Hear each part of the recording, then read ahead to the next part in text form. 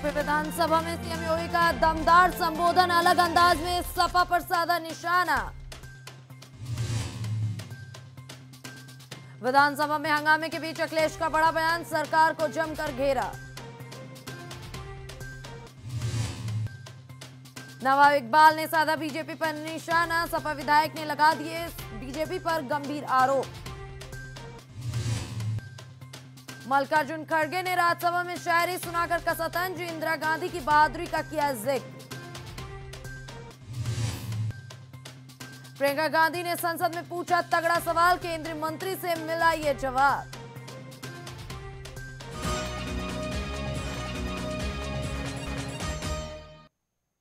नमस्कार, आप देख रहे हैं इंडिया वॉच और मैं हूं आपके साथ स्नेहा सिंह। वक्त हो गया दिन भर की 5 बड़ी खबरों का, तो चलिए शुरुआत करते हैं सबसे बड़ी खबर के साथ, जहां उत्तर प्रदेश विधानसभा के शीतकालीन सत्र की आज से शुरुआत हो चुकी है। मुख्यमंत्री योगी आदित्यनाथ ने संभल मामले में समाजवादी पार्टी को जमकर घेरा। नेता प्रतिपक्ष माता प्रसाद पांडे के सवाल का जवाब देते हुए मुख्यमंत्री ने कहा कि ये तो बाबर नाम अभी कहता है कि हरिहर मंदिर को तोड़कर एक ढांचा खड़ा किया गया। हमारा पुराण भी इस बात को कहता है कि भगवान विष्णु का 10वां अवतार उसी संभल में होगा। ये तो केवल सर्वे की बात थी। न्यायालय के निर्देश, जिलाधिकारी ने सर्वे पूरा कराया, लेकिन जुमे की नमाज के दौरान दी गई तकरीरों के बाद माहौल खराब हुआ।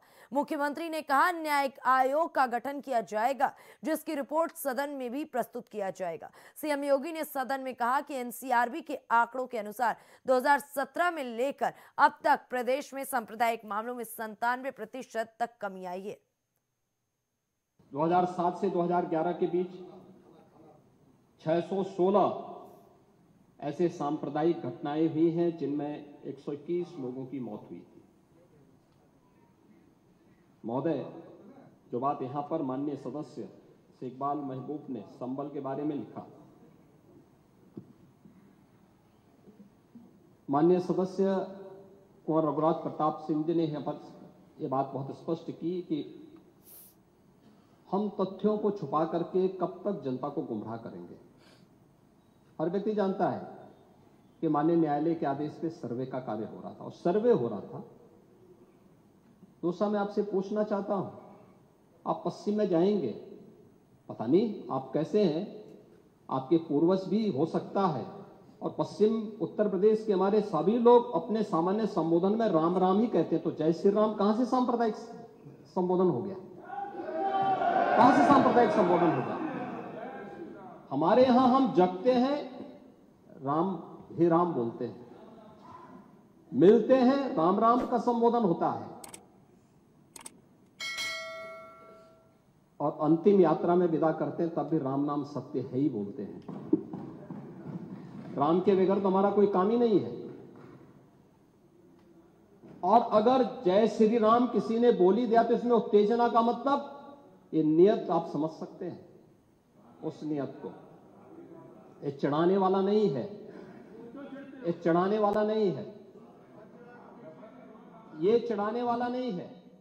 एक दूसरा, आपने कुंदरकी की जीत को वोट की लूट बताया। आप एक सदस्य का अपमान कर रहे हैं। आपके सदस्य की तो जमानत जब्त हो गई वहां पे। और क्या ये सच नहीं है? इस समय तो आज डिजिटल मीडिया का है। वहां का पठान, वहां का शेख सब कह रहे साहब हमारे पूर्वज तो हिंदू थे और आप भी, आपके पूर्वज भी हिंदू थे। क्या ये सच नहीं है? और क्या ये सच नहीं है कि देशी और विदेशी मुसलमानों की आपसी भिड़ंत है, जो वर्षों की लड़ाई को लेकर के वहां चल रहा है? आप लोग सच पे पर्दा डालने का प्रयास कर रहे हैं, लेकिन एक चीज नोट करना कि सूर्य को, चांद को और सत्य को बहुत देर तक छुपा कोई नहीं सकता है, और सत्य जरूर सामने आएगा। और उसी सत्य के बारे में कहा जा रहा है। नेता प्रतिपक्ष कह रहे थे कि वहां की स्थिति ऐसी है कि अगर मंदिर आ भी जाएगा, मंदिर बन जाएगा। मैं कहता हूं, ये तो बाबरनामा भी कहता है कि हर मंदिर को तोड़ करके एक ढांचा खड़ा किया गया। आप तो एक श्रेष्ठ ब्राह्मण कुल में आपने जन्म लिया है। आप तो भारत के पुराणों की परंपरा पर विश्वास करते हैं। हमारा पुराण भी इस बात को कहता है कि भगवान विष्णु, श्री हरि विष्णु का 10वां अवतार संबल में ही होगा, उसी संबल में होगा। अगली और बड़ी खबर की तरफ रुख करते हैं, जहां उत्तर प्रदेश स्थित संभल में 40 वर्ष बाद मंदिर मिलने की घटना पर सपा के राष्ट्रीय अध्यक्ष अखिलेश यादव ने प्रतिक्रिया दी है। उन्होंने संभल की घटना पर कहा, इस तरह की ड्राइव आप भारत में कहीं भी कर दें, आपको मंदिर मिल जाएगा। हमें इतिहास में नहीं, भविष्य के बारे में बात करनी चाहिए। आज उत्तर प्रदेश के साथ भेदभाव हो रहा है, हमें उसके बारे में बात करनी चाहिए। अखिलेश यादव ने आज विधानसभा सत्र की शुरुआत से पहले और उसके बीच में जमकर बीजेपी को घेरने की कोशिश की है। जाकिर हुसैन जी का निधन हो गया, क्या कहेंगे? अंतर्राष्ट्रीय स्तर पर तबला वादक जाकिर हुसैन साहब ने न केवल अपने टैलेंट से बल्कि भारतीय संस्कृति का तबला वादन का दुनिया में पहुंचाया। आज वो हमारे बीच में नहीं है। हम उनको श्रद्धांजलि देते हैं, याद करते हैं कि एक बहुत देश का बड़ा कलाकार हमने खोया, जिसने अंतर्राष्ट्रीय स्तर पर भारत की संस्कृति, भारत के घरानों का और खासकर म्यूजिक के जो जमाने थे, नए नए जमाने या पुराने जमाने में जो बदलाव म्यूजिक में था, उसमें भी वो अपनी हुनर की वजह से बने रहे। अच्छा, संभल में जिस तरह से इंक्रोचमेंट ड्राइव शुरू हुआ है, क्या कहना है सर? इस तरह की ड्राइव कहीं आप उत्तर प्रदेश में कर दो, देश में कर दो, कि बहुत सी चीजें आपको मिल जाएंगी। इसीलिए मैंने कहा और कई बार मैंने आपके माध्यम से कहा कि हम लोग खोदने वाले लोग नहीं हैं। इतिहास के पन्नों में कुछ खराब चीजें नहीं खोजना चाहते हैं। हम लोग नए रास्ते खोजने वाले लोग हैं, और जिनको अपने भविष्य के बारे में नहीं पता कि भविष्य क्या होगा, भविष्य में क्या बदलाव चाहते हैं, वो इतिहास में हमेशा रहते हैं। हम लोग भविष्य बनाना चाहते हैं, देश में अच्छी सड़कें बने। उत्तर प्रदेश की जो खोजने की बात आप कह रहे हैं, इंक्रोचमेंट ड्राइव हटाने की बात कर रहे हैं, मैंने विधानसभा में भी, विधान परिषद में भी और लोकसभा में भी और पहले भाषण में भी मैंने ये कहा था कि उत्तर प्रदेश के साथ भेदभाव हो रहा है।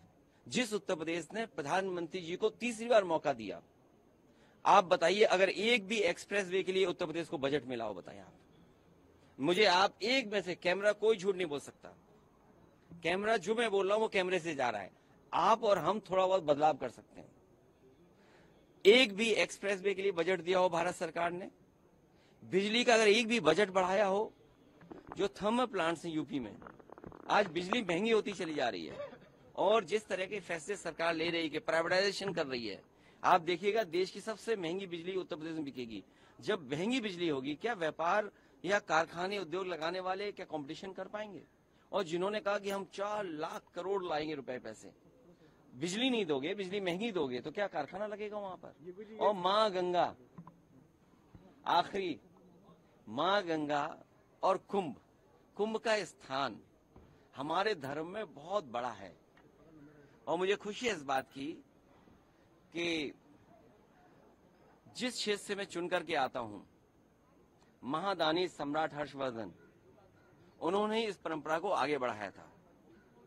और महादानी सम्राट हर्षवर्धन जब कभी भी प्रयागराज जाते थे, वो स्नान के साथ दान करते थे।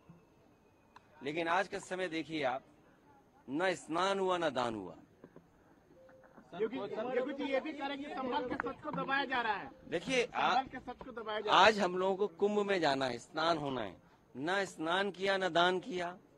दूसरा, माँ गंगा को साफ करने की बात सबने कही और बीजेपी बढ़ चढ़ करके आगे आई। क्या गंगा साफ है जहां साधु संत स्नान करेंगे? और साधु संतों को शिकायत है, क्या साधु संतों के लिए कोई गाड़ी उपलब्ध होगी वहां पे? कितने किलोमीटरों उन्हें छोड़ दिया गया है। अगली खबर की तरफ रुख करते हैं, जहां उत्तर प्रदेश विधानसभा का शीतकालीन सत्र आज से शुरू हुआ। उम्मीद के अनुसार सत्र का आगाज हंगामेदारी रहा। विपक्ष ने कड़े तेवर दिखाते हुए संभल में हुई हिंसा पर योगी सरकार का जबरदस्त घेराव किया। पहले दिन के पहला सत्र बीत जाने के बाद विपक्ष का जवाब देने के लिए जिम्मेदारी मुख्यमंत्री योगी आदित्यनाथ ने अपने हाथों में ली। उन्होंने एक एक मुद्दे को उठाते हुए विपक्ष की जबरदस्त घेराबंदी संभल में हुई हिंसा से शुरू की। इसके बाद उन्होंने कुएं में मिली मूर्तियों का जिक्र किया। फिर बात सांप्रदायिक दंगों के इतिहास और उस पर चल रही राजनीति पर आई। वहीं नवाब इकबाल महमूद ने संभल कांड को लेकर बीजेपी पर जमकर निशाना साधा और गंभीर आरोप लगाए। 24 नवंबर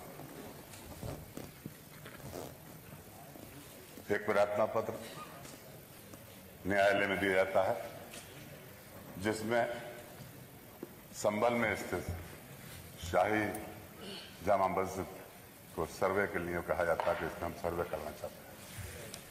अध्यक्ष जी, सर्वे की रिपोर्ट उस दिन दी गई, सर्वे उस दिन किया गया। अदालत ने उसी दिन ही सर्वे तय कर दिया और उसी दिन ही 2 घंटे के अंदर पूरी प्रक्रिया कर सारों को संभल भेज दिया। संभल में जब इसकी सूचना हुई तो संभल की जामा मस्जिद की जो कमेटी थी, संभल में जो मौलानाओं की और जामा मस्जिद के सब कमेटी के लोग ने उस जो कमेटी आई थी सर्वे करने के लिए उसको सहयोग किया, पूरी तरह से सहयोग किया और आसानी से सब कुछ समाप्त हो गया।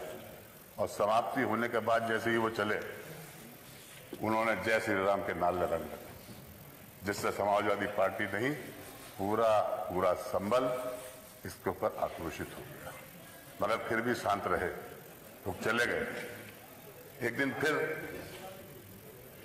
23 तारीख को के लिए फिर बहस के लिए कहा गया कि एक मरतबा हमें सर्वे करना है।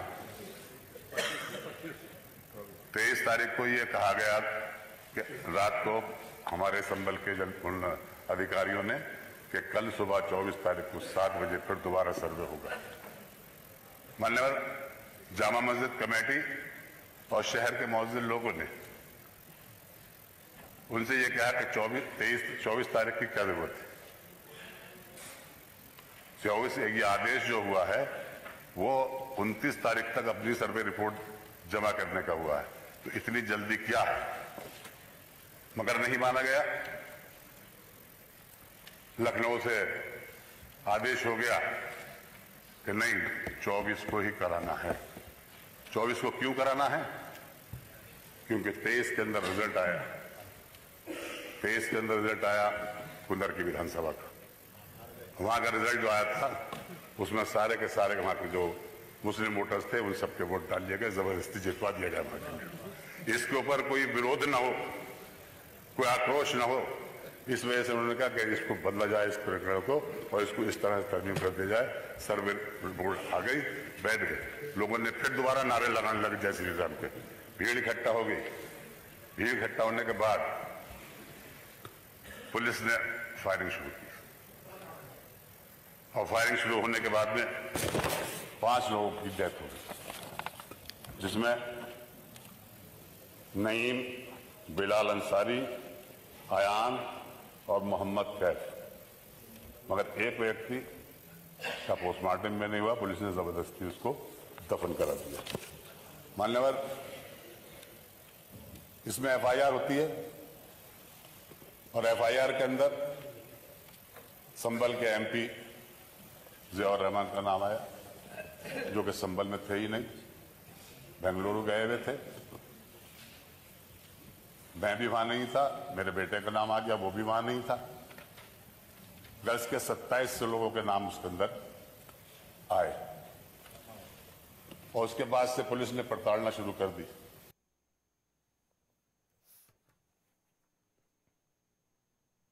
अगली खबर की तरफ रुख करते हैं, जहां मल्लिकार्जुन खड़गे का आज अलग अंदाज देखने को मिला। लोकसभा में संविधान पर तीखी बहस के बाद आज राज्यसभा में इस विषय पर चर्चा की जा रही है। उच्च सदन में वित्त मंत्री निर्मला सीतारमण ने संविधान पर चर्चा पर बहस की शुरुआत की। उन्होंने कहा कि भारतीय संविधान ने कई संकटों का सामना किया और उनसे बच गया, जो इसकी विकास क्षमता को दर्शाता है। वहीं विपक्ष की ओर से चर्चा की शुरुआत मल्लिकार्जुन खड़गे ने की। उन्होंने कहा कि इंदिरा गांधी की सरकार के समय बांग्लादेश की आजादी का जिक्र करते हुए मैं कहता हूं कि 1 लाख लोगों को बंदी बनाना आसान काम नहीं था, लेकिन इंदिरा गांधी ने बता दिया था कि हमारे देश के करीब आए तो खैर नहीं। हम तो सरकारी स्कूल में पढ़े, वे जेएनयू में पढ़े। अंग्रेजी भी उनकी ज्यादा अच्छी हो सकती है, लेकिन उनकी करतूत अच्छी नहीं है। राज्यसभा नेता प्रतिपक्ष मल्लिकार्जुन खड़गे ने कहा बीजेपी आरक्षण के विरोधी और इसीलिए वे जाति जनगणना के खिलाफ है। मोदी जी को देश के स्वाधीनता आंदोलन के बारे में ज्यादा जानकारी नहीं है, इसीलिए वो इस विषय पर जाना नहीं चाहते। आगे सुनिए कि मल्लिकार्जुन खड़गे ने किस तरीके से शायराना अंदाज में पूरी बातें कही। सर, आपने मुझे मौका दिया, इसलिए मैं आपका धन्यवाद करता हूं। सर, आज 16 दिसंबर ये बांग्लादेश का लिबरेशन डे, जो हमारी बहादुर नेता इंदिरा गांधी जी पाकिस्तान के 2 टुकड़े करके और बांग्लादेश को लिबरेट करके और 1 लाख पाकिस्तानी सैनिकों को बंदी कराकर इस देश को बचाया और इस देश की शान पूरे दुनिया में चले गए। सारे लोग और 1 लाख लोगों को बंदी करना बहुत मुश्किल, लेकिन जो जिनको आयरन लेडी कहते हैं उसने ये, अगर हमारे नजदीक अगर कोई आए तो उनकी खैर नहीं, ये उन्होंने बता दिया। और आज वो दिन है बांग्लादेश लिबरेशन। जो गड़बड़ी चल रही है, कम से कम ये लोग वहां के माइनॉरिटी को बचाने की कोशिश तो करें। सर, मैं आपको और एक चीज बताना चाहता हूं और यहां से शुरू करता हूं, ताकि अब कॉन्स्टिट्यूशन हम नहीं पढ़े अब उनको बताना पड़ता है कि हमको भी थोड़ा थोड़ा पढ़ना आता है। हम नहीं सर, हम तो म्यूनिसिपैलिटी स्कूल में पढ़े हैं, वो जवाहरलाल नेहरू यूनिवर्सिटी में पढ़े हैं। निश्चित है कि उनकी अंग्रेजी भी अच्छी हो सकती है, उनकी हिंदी भी अच्छी हो सकती है और सभी कुछ अच्छा हो सकता है, लेकिन उनके करतूत क्या है, अच्छे नहीं। सर, अगली खबर की तरफ रुख करते हैं, जहां पर प्रियंका गांधी ने संसद के शीतकालीन सत्र के दौरान इस बार पूरी तरीके से जमकर सवाल शुरू किए। अभी तक का सत्र काफी हंगामेदार रहा। आज फिर से संसद की कार्यवाही शुरू हुई। सत्र की कार्यवाही शुरू होने पर कांग्रेस सांसद प्रियंका गांधी ने लोकसभा में सवाल पूछा। प्रियंका गांधी ने अपने संसदीय क्षेत्र वायनाड में इंसानों और जानवरों के बीच बढ़ते संघर्ष को लेकर सवाल किया था। प्रियंका गांधी ने लोकसभा में पूछा कि 1 साल में जानवरों के हमले में 90 से ज्यादा लोग प्रभावित हुए। कल ही किसी पर जंगली हाथी द्वारा हमला हुआ, तो मैं ये भी पूछना चाहती हूँ कि इस संघर्ष से प्रभावित होने वाले किसानों और आम लोगों के लिए मुआवजे का क्या बंदोबस्त है। I would ask, Honorable Speaker, sir, I would like to add to the question on the animal-man conflict. In my constituency of Wayanad, in the last 1 year, 90 people have been affected by this conflict, and just yesterday there was an attack by wild animals, by a wild elephant on someone. So I would also like to ask that the compensation be increased, especially for farmers and for ordinary people who are being affected by this conflict. Thank you. माननीय अध्यक्ष महोदय की माननीय सदस्य ने जो प्रश्न पूछा है वो इस मूल प्रश्न से अलग है। उनका जो वायनाड क्षेत्र है, वायनाड क्षेत्र में विशेष रूप से 3 तालुका क्षेत्रों में, मनंतवाड़ी में, सुल्तान भट्टी में और वैत्री में, वहां पर मैं खुद गया था। हम लोगों ने पूरी टीम बनाई थी। हमारे द्वारा वहां पर एडमिनिस्ट्रेशन और फॉरेस्ट के द्वारा एकीकृत रूप से कार्य किया गया था। ये जो कॉन्स्टिट्यूंसी है ये केरल, तमिलनाडु और हमारे कर्नाटक, इन तीनों का एक बड़ा क्षेत्र है। उसमें जो संयुक्त क्षेत्र है उसके अंतर्गत ये कॉन्स्टिट्यूंसी आती है। क्योंकि प्रश्न मूल प्रश्न के साथ नहीं है, लेकिन हमारी सरकार के द्वारा जो कार्य किए गए हैं उसकी कॉपी में उनको उपलब्ध करा। Question number 286 Shri Sudhir Gupta. Question क्रमांक 286 माननीय मंत्री जी। रखा गया है अध्यक्ष जी।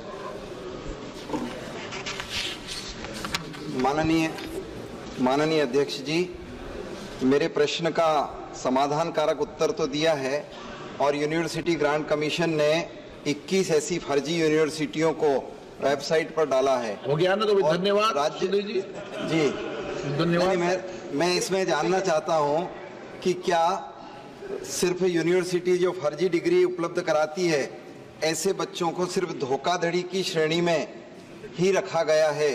क्या मंत्रालय इनकी सजाओं को सख्त करने के लिए कोई सिफारिश करेगा ताकि सामान्य धोखाधड़ी की श्रेणी से उठकर ऐसे बच्चे जो फर्जी डिग्री प्राप्त करके और अपना जीवन बर्बाद कर लेते हैं उनके लिए कोई सख्त सजाएं ऐसी यूनिवर्सिटियों के लिए करने का कोई प्रावधान करेंगे क्या?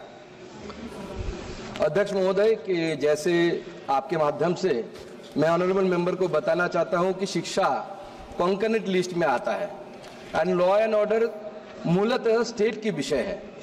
तो स्वाभाविक है कि यूजीसी हर सेशन के पहले जो फेक यूनिवर्सिटीज है उसका लिस्ट अपने वेबसाइट में जारी करता है और उसके साथ साथ जो रिकॉग्नाइज्ड यूनिवर्सिटी है उनका भी लिस्ट यूजीसी की वेबसाइट में रहती है।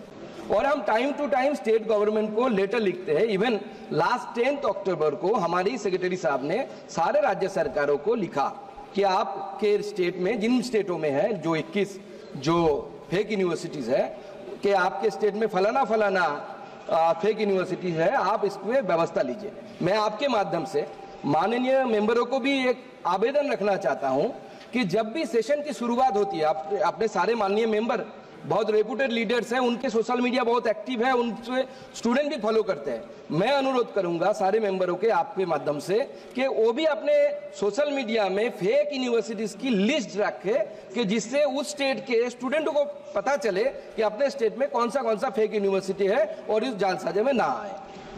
सर, मैं ये जानना चाहता हूँ कि आपने इसको पोर्टल पर डाला है, लेकिन फेक यूनिवर्सिटी की लिस्टें देना ये तो अपने को वैसे ही पता है कि फेक यूनिवर्सिटी, तो उनको क्यों नहीं बंद करने के लिए सख्त सजाएं दी जाए?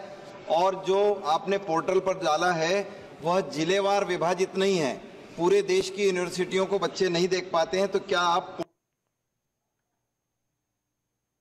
फिलहाल दिन भर की 5 बड़ी खबरों में बस इतना ही। देश दुनिया की तमाम बड़ी और अहम खबरों को देखने के लिए बने रहें इंडिया वॉच के साथ।